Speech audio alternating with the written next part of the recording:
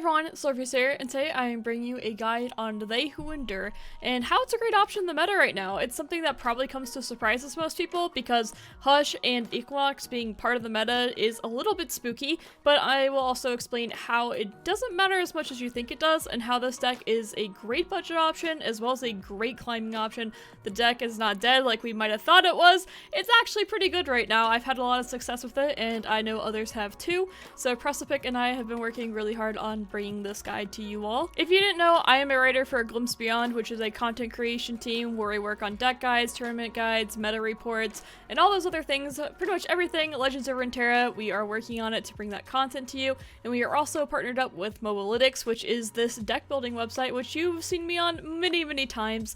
So I am partnered with them and my articles go on their website. So the video that I'm talking about right now, where I'm going to explain different parts of They Who Endure, Precipic and I worked really hard writing an article where we talk about things in more depth. So if you want to check that out, it'll be in the description as well as the pinned comment. So please, it's my first really big article and I'm really excited about it, so I'd appreciate it if you were to check it out. If you aren't familiar with the deck, generally this deck is playing extremely aggressive early with cards such as Ravenous Butcher, Cursed Keeper, as well as Blighted Caretaker. You're just putting a lot of pressure on the opponent and they have a hard time dealing with everything, while at the same time you are leveling up your They Who Endure, which is a 7 mana 1/1, but every time one of your friendly units dies, then it gets plus 1/1. So at some point on turn 7, 8, 9, you have had a 10-10 Endure, a 12-12 Endure, maybe even bigger. I've seen ones at 20-20, even bigger than that. It's insane sometimes, but you're playing very aggressively, and as your units die, you're also buffing up your They Who Endure. And then They Who Endure has Overwhelm, so you can attack with it and do a lot of damage, as well as Atrocity can be played on it, and that is a 6 mana, destroy the unit, and then use that unit's power to do that much damage to whatever you target. And this can target the Nexus, so this is an OTK combo sometimes. Generally though, you're chipping away at your opponent with the aggressive cards and then finishing them off with They Who Endure in Atrocity, but there's lots of different ways that you can finish games this way. It is just an insanely powerful deck. Call the Mountain expansion, the Targon expansion, some people call it, brought us some extremely powerful cards for Shadow Isles as well as this deck list. Stalking Shadows is one of the most crazy, maybe even the best card in the game. It is a 2 mana burst speed spell, which you get to look at the top 4 cards of your deck and you get to see the units of them, and you can pick a unit, you get to draw that unit as well as an ephemeral copy of it. So that is just absolutely nuts when we have such powerful units, and oftentimes they're fine with dying anyway, so drawing the ephemeral isn't that bad. We also got this amazing card called Doombeast added, which is a 3 mana 3/2 that has Nightfall, drain 2 from the enemy nexus. This helps you sustain as well as do damage to the enemy nexus. I really can't ask for more than that. And then with the ephemeral copy, you're getting the 2 damage still, which is amazing. It's one of the great things to get from the Stalking Shadows.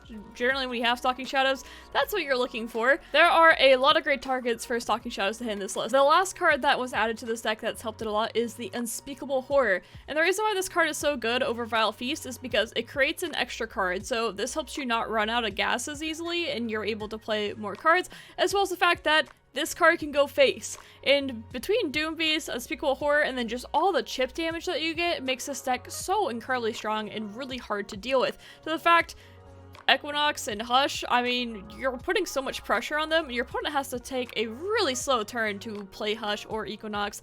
They have to take the time to do that, and it's kind of a pain for them.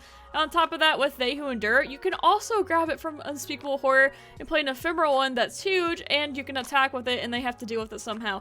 If they're playing Hush on an ephemeral unit, your opponent probably isn't that happy about it. So you might have the question now, what if I don't have Kalista, and I'm a new player, and I only have Elise? Well, fear not, because the Elise list is just as good and just as strong. Kalista is a bit stronger, but Elise will get you there just fine. She was played in the original They Who Endure deck, so you don't have to worry too much. I have 3 in this list, but you only need 2. I mean, if you're new, you only have 2 anyway. You get that in the starter, so have no worries. You can add different cards like Hapless Aristocrat or Glimpse Beyond. It doesn't really matter too much, and also you can see in this list there's Frenzied Skitter in here to go with the Elise, which will help stop other people's aggression and make it harder for them to block you. This list right here might very well be the best budget list in the game right now, and this is like 100% budget.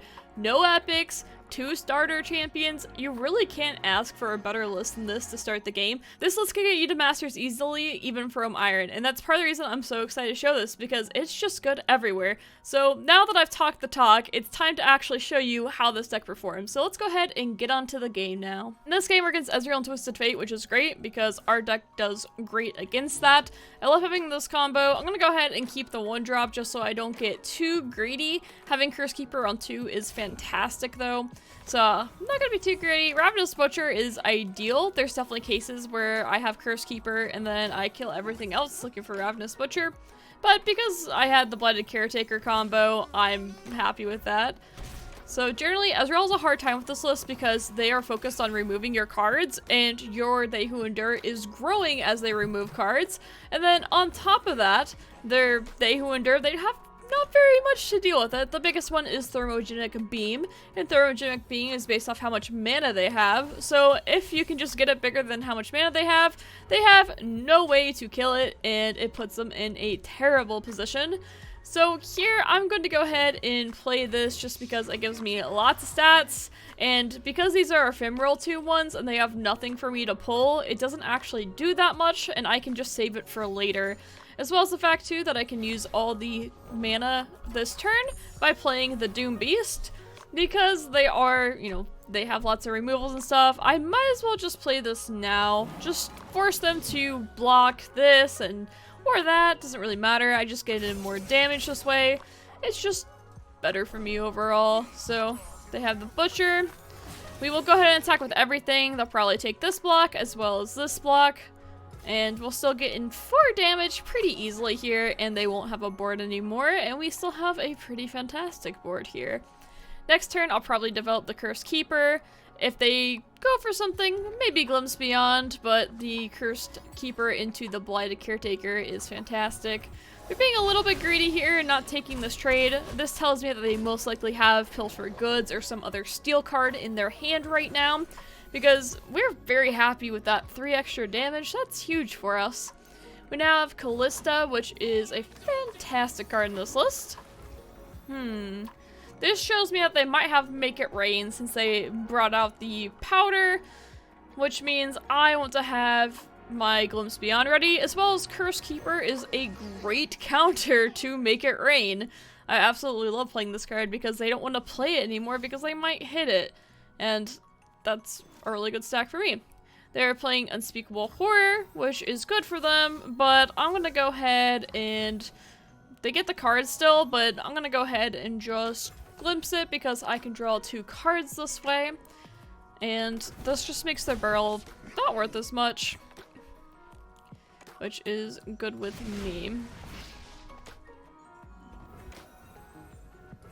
It doesn't pop there because the card fizzles, but I'm still happy with the way that this goes out. That 4-1 is a bit annoying for us because we can't block it. I don't really need to block this either because I have the Blighted Caretaker, so I'm just going to go ahead and take the damage here. And then, unfortunately, I can't play Kalista and Blighted Caretaker, so I'm going to be looking at what I can do next turn. Next turn, I can play... Blight is a bit awkward. So maybe the Wraith Collar to put a little extra pressure on them, and then play Kalista afterwards. Just go as wide as possible, but the Blighted does look pretty fantastic here too, so I think I can go ahead and do it just because it gets my Curse Keeper going. I can use this to grab this, and then I can use these to grab this, and then attack with the other 2. We'll see what they do. They could play things like Static Shock, I guess another Mystic Shot. With only 4 cards in hand, I'm not too worried. They go ahead and play Ezreal, which is pretty interesting, because we can do damage to him, but at the same time, I think we would rather for sure get the kills here. We're most likely not going to be able to deal with them that well, so we'll go ahead and just try to get as much damage as we can. So we get a favorable trade here, get a kill 2 things. It's really not too bad for us. They're down to 11. Hopefully we find our They Who Endure soon. We do have the Atrocity as a finisher as well. Kalista could also do a lot of work here with the Blighted Caretaker next turn. Another Blighted Caretaker. Okay, So with this, we'll create the Mystic Shot, and I'm gonna go ahead and just ignore it for now. We'll go ahead and pass, because even if they pass, I'm fine with this open attack. So they play that, which kind of means I want to play something too. Ah, man, it's a little bit awkward, because I might have to do this and play Kalista next turn, or just go for an open attack, because they played a 4-mana card. They can remove something, but this is still a lot of damage on board.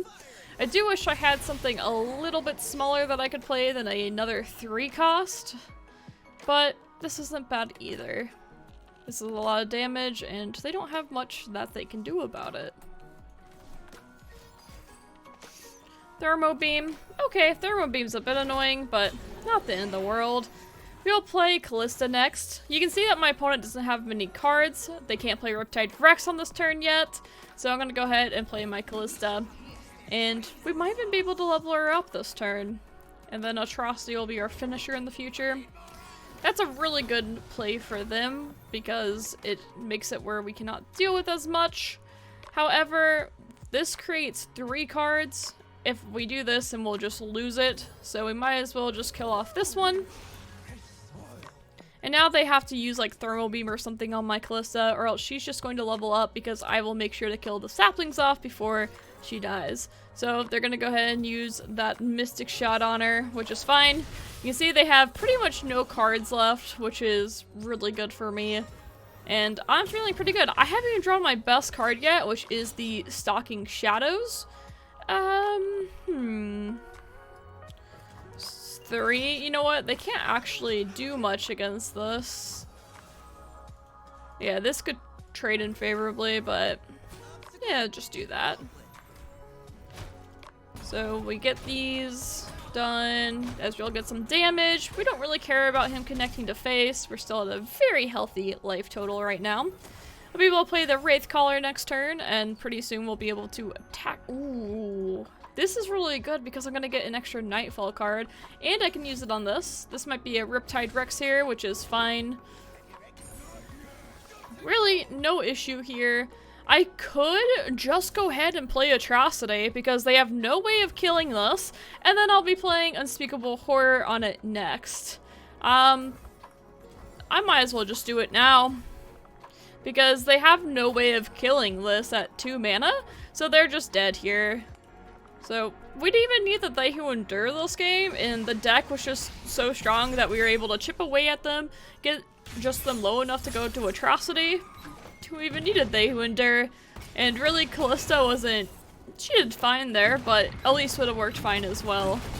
So good game, and that is how strong this deck list is. I got a pretty average hand and was able to take down one of the best decks in the game quite easily.